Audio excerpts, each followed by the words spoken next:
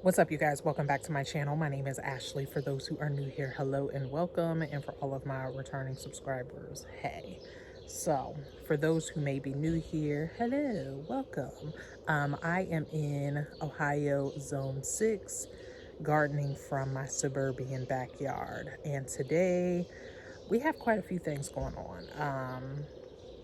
I want to show you a new watering system I recently set up. We need to check on that. And then we also need to do a bit of harvesting, quite a bit of harvesting actually. So let's go on ahead. We got everything together already. I got a harvesting basket. I got my knife. I got my shears. So let's go on ahead and head out. I also need to fertilize today. It's been a little minute. So first things first, we'll stop here at my green stalk because yeah.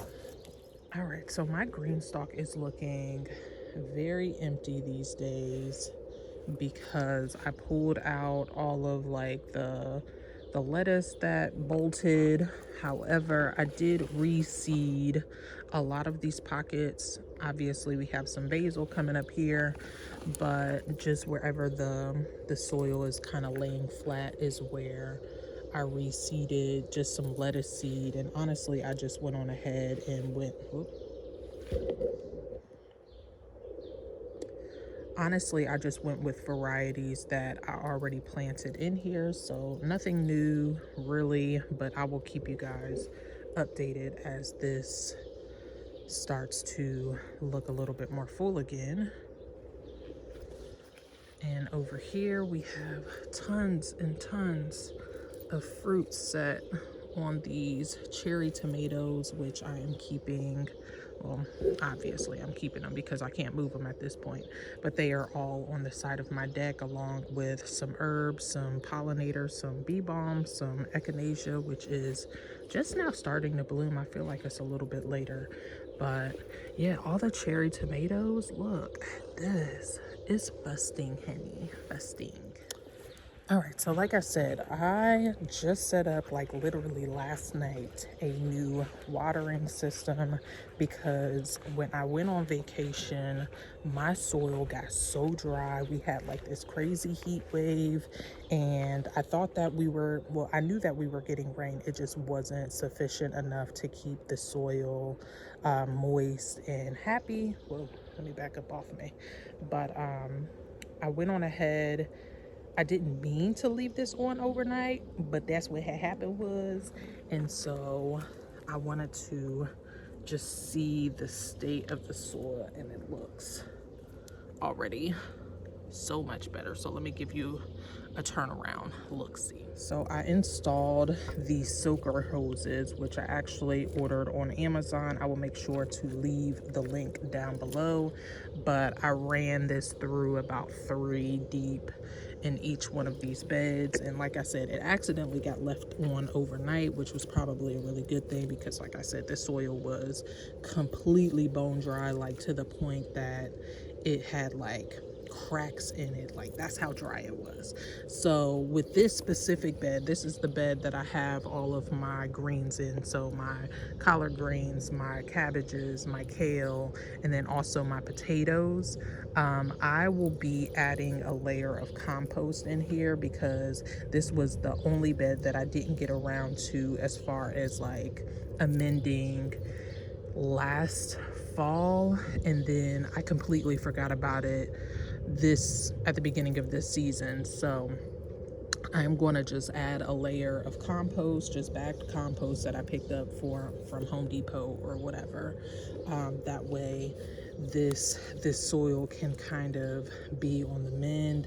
I think it's a lot better than what it was. It's not like nearly as dry, but it is pretty compacted, and that's just from it being so dry. So I'm hopeful that this will make a good return, and all of these vegetables will be so much happier. So like I said, I installed these water hoses or these soaker hoses in hopes that it will make watering a lot easier. And instantly I'm mad at myself for not setting this up sooner, because All I have to do is run the hose out here to my garden, connect it, which, yeah, connect it onto the soaker hoses, and then I'm just turning it on and letting it go. And I have two 75-foot hoses, so one on each side of my garden, so it's covering the span of 2 beds each. And like I said, I have those connected. That way I just turn on the one hose and it runs all the way through the garden, y'all. Irrigation is so important, especially if you're not home. And I feel like my garden has really been stunted because of the 10 days that we were gone and the lack of water, the increased heat. Like, I have so many flowers on my tomato plants that, I mean, are completely shriveled and dried out because of the heat. But again, I'm hopeful that having this water system set up now is going to rebound everything and all will be good. So I just wanted to share briefly as far as that is concerned. I don't want to give a full review of the hoses just yet. Like I said, I literally just hooked them up last night. But today we need to harvest some things because I want to make space and create room for me to sow some seeds. And like I said, I want to lay down a layer of compost and all of that jazz. So let's talk about what we will be harvesting.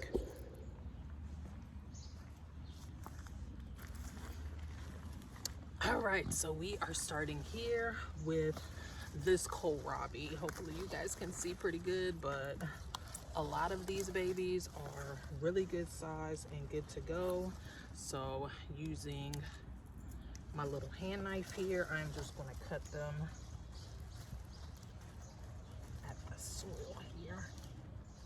I'm gonna get my pruners because this baby is kind of dull. All right, got my pruners. Let's try that again. All right. Oh, so much easier. Oh, look at the size of this kohlrabi. This is like by far the biggest I've ever grown. And I'm just gonna trim the tentacles. I don't know what to call these. Just so I can store it in my basket here a little bit easier. And boom, we've got our first one. So let's continue to go through. I'm just gonna harvest the biggest ones and I'm gonna leave some of the smaller ones in here because there are some that can still use a little bit more time to get up to size. But I am gonna take this one.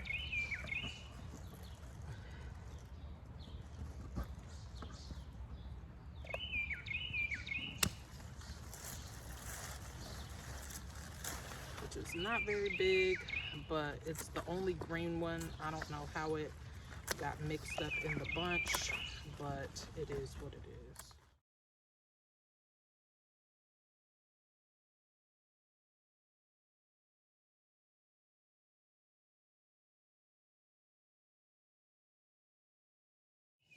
All right, we have 6 beautiful sized kohlrabi here.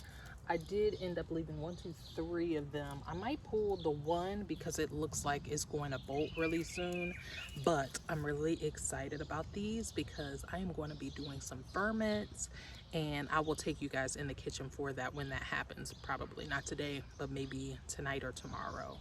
I will make sure to record that, but look at that. Beautiful.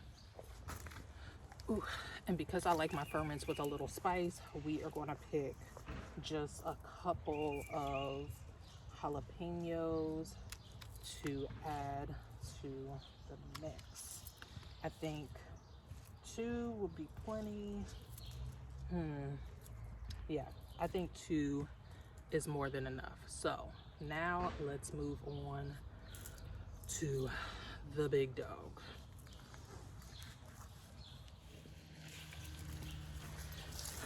All right, you guys, so in my garlic bed, I have been pre-pulling some garlic heads, and the last one that I pulled ended up looking like this, which lets me know that some of these might be a bit overdue. But you can see the other 3 are absolutely beautiful.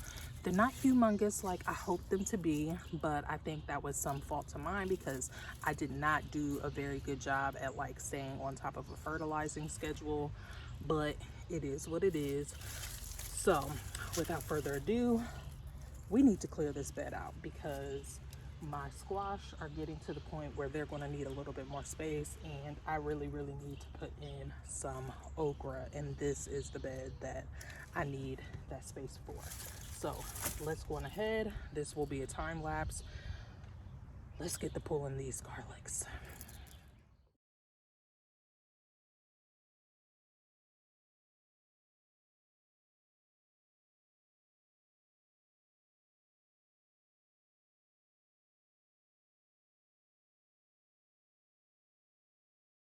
All right, everything is cleared out, and then also I did go on ahead and take the liberty of pulling the roots up from all of these sweet peas because they are all going to be dried out and saved for seed. Ooh, I can eat this one. Yummy. These garlic are way better than I could have even imagined. To date, these are some of the largest garlic that I have grown. This is my 3rd year. The variety that I chose were the Italian ivory, giant Italian ivory garlic. And music, that was the 2nd one. So this is the smallest one that I grew. I put it off to the side, and there are a few that are competing for the largest spot, but I want to say this guy may indeed be my biggest. So side by side, let's get some of these roots out of the way. Yo, this is what I'm talking about. I want to be able to only use like 1 or 2 cloves when I'm cooking because I'm lazy and I hate peeling garlic. And this is what I needed. Oh my gosh, y'all. And I want to note that this bed I amended with a soil conditioner that had like worm castings, fertilizers, peat moss, and stuff of that nature. And then I ended up topping all of this with leaves, which if you've been following my channel, you've seen that in the fall that, or maybe not in the fall. I can't remember when the heck I noted all of that. But this soil is so moist, so fluffy. I mean, A plus plus plus plus plus plus. I believe the leaves helped so much to adding, you know, extra nutrients and basically like self-fertilizing this whole space. So what I'm gonna do from here is I'll probably top it off with like a little bit of fertilizer just so I can, again, I'm planting my okra in this bed, and I'm also going to plant a ton of beans. So I do still have these 2 squash going. I believe they're eventually going to fill out some of that space, but all along here I'll go on ahead and put in some beans, and then all of my okra will reside here. I'm not going to overdo it with the squash because I do have the tromboncino squash, which, by the way, hold up, we do have some little babies coming in, so that's super exciting. I do need to fertilize. You can see some of the leaves are just a little yellow, so I am going to top dress this with some fertilizer, some pellet, what am I saying? Some solid fertilizer. What am I saying? I don't know. Granular fertilizer, but I'm also going to give everything a really good feed with the Pump and Grow by Dr. Earth. So I went back and looked to see how many cloves I initially planted, and I noted that I only had 53. I think somewhere along the way I missed a couple because I actually have 55, one of which broke off in the soil, so I'll eventually get back to digging that up. But 55 heads of garlic, that's a lot of garlic. Last year when I planted garlic. I want to say I put in 100, but those came out much smaller, and I actually still had a ton left over that I ended up just freezing to compost because a lot of them had gotten mushy and stuff like that. But this is a lot of garlic, so I am confident that this garlic is going to last us throughout the next year, which makes me feel so secure in what it is that I'm doing here in my garden. Yeah, I feel good about myself.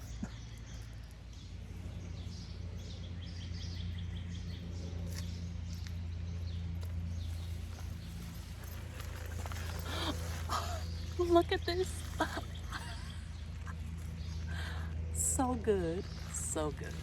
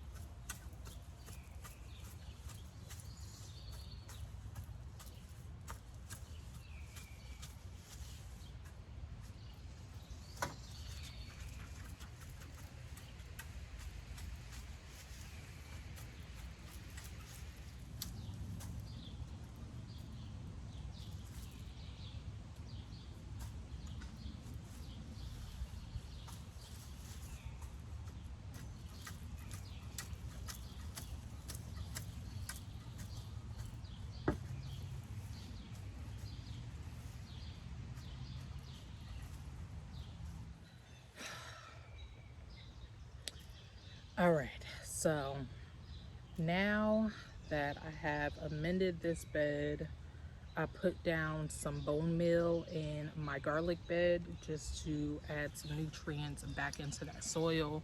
Kind of on the fence as to whether or not I want to add some more compost there. I feel like I should be good, but I'm going to think about it. But for right now, I need to soak some peas because that is what is going to replace the sweet peas on this trellis here. And then I also need to pick out some things. First of all, okra is something that I need to get planted ASAP. I did start some seedlings, but again, while we were out of town, a lot of those things got neglected, and so I'm afraid that those might be too stunted. I am going to plant them out still. However, I'm going to also put in a backup of seeds, and I want to say all of these seeds that spilled out are probably the Clemson Spineless, which I have had really good success with. I also have Heavy Hitter and then Hill Country Red. The Hill Country Red I really like because of how big the pods are. However, they can be pokey. They grow like these needles on them, and if you don't harvest them like at a small baby age, then they will get sticky and less enjoyable to harvest and eat. So I might just grow a couple of these. And like I said, I also want to fill out that space with beans, and all of my beans are up on my deck. I don't know. I'll do all of this stuff off camera, and as they begin to pop up, I will share with you guys. But this is pretty much it for the video. I just need to figure this out for myself. Hopefully you guys enjoyed watching this vlog, seeing the beautiful, bountiful harvest of garlic, and also the kohlrabi that was just giant. Very much proud of all of those things. Like I said, I will be coming back to you guys with a video of what it is that I plan to do as far as preservation of the kohlrabi, because I know that's not a vegetable that a lot of people eat or enjoy on a regular. I actually do enjoy eating it raw, like cut up in a salad, peeled and cut up in a salad. It's really good. And even a slaw, really good. So I might hold off maybe one or two of those to, you know, enjoy in that manner. But I definitely want to share with you guys how to ferment these things. So yeah, this is it for the video. Again, hopefully you guys enjoyed. If you did, make sure that you go on ahead and subscribe to the channel. Make sure that you like the video. Until the next time, I wish you all health, wealth, and prosperity. Peace out.